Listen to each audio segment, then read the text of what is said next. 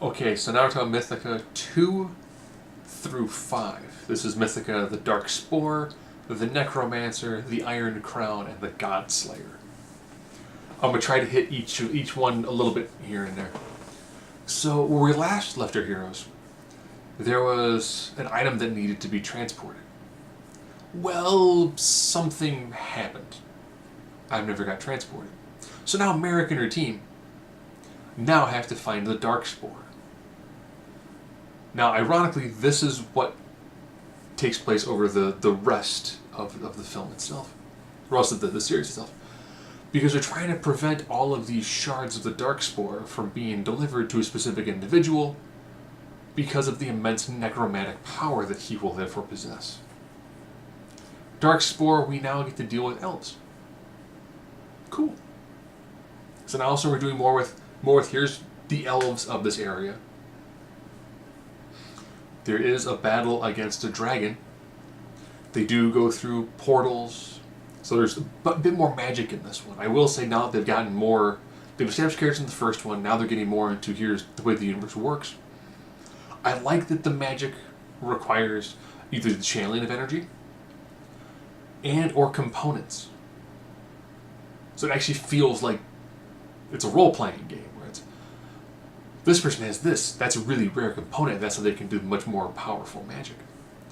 And now of course we're getting much more into the development of all the characters, which, I actually kind of like. The fact that you pretty much keep the exact same cast, and as they go through film to film to film to film, they actually develop more, which makes this kind of in between a film and like a mini-series. But then again, it being 8 hours, we break that down into individual TV shows, effectively, factoring commercials, it ends up being about a 10-episode TV show at 1 hour apiece. So Darkspore deals with the elves, as well as setting the groundwork for the next series, for the rest of the series of films, dealing with the Darkspore and what it actually does. Now part 3, or part 2 of the second half of this, is the Necromancer. Now we're getting a lot more into the meat of the actual villain himself. The Darkspores, not only when they're combined do they make a tremendously powerful Necromancer, they know who that person is.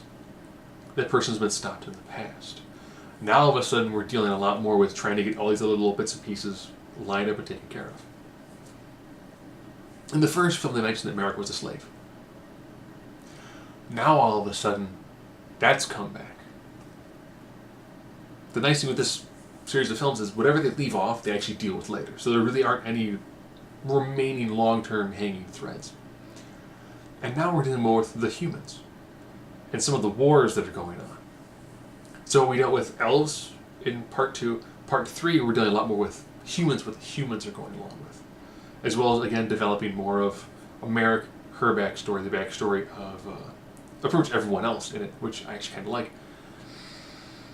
So you get more into here's what Thane's backstory, here is the Rogue's backstory, here is Tila's backstory.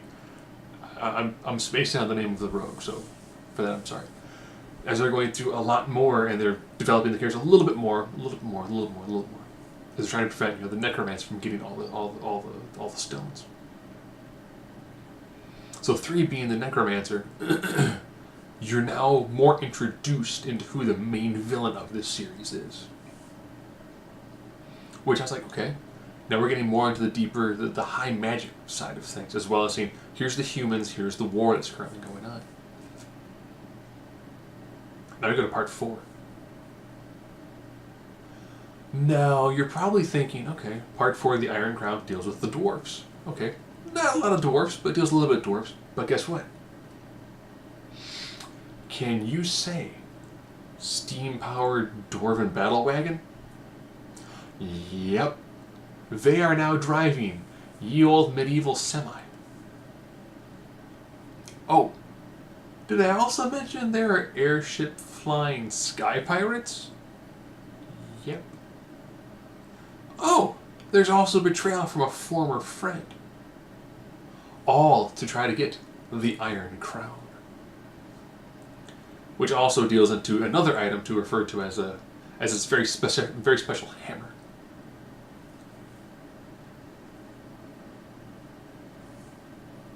And now we get into Godslayer.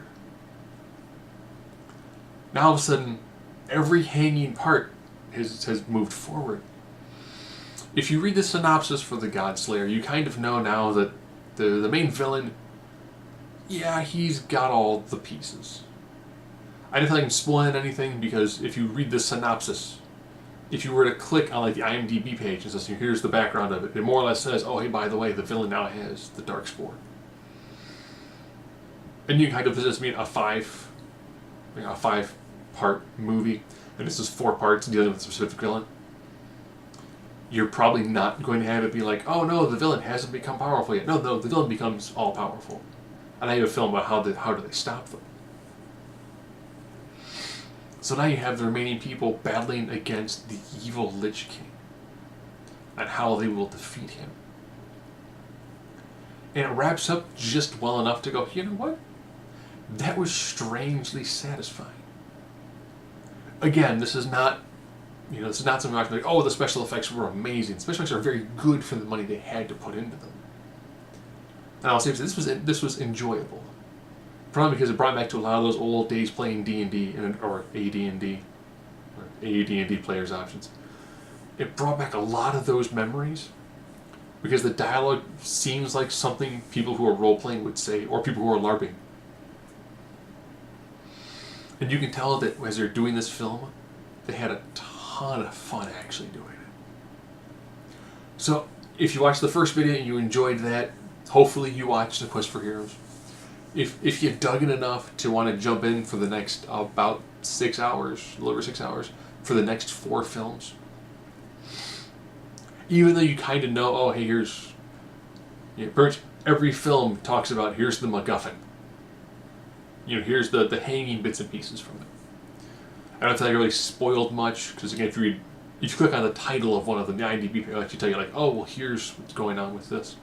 The synopsis pretty much tells you what happened in the previous films.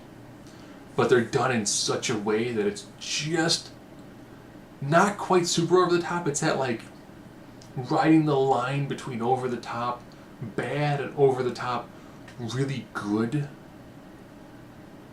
But from my standpoint, I actually enjoyed these 5 films.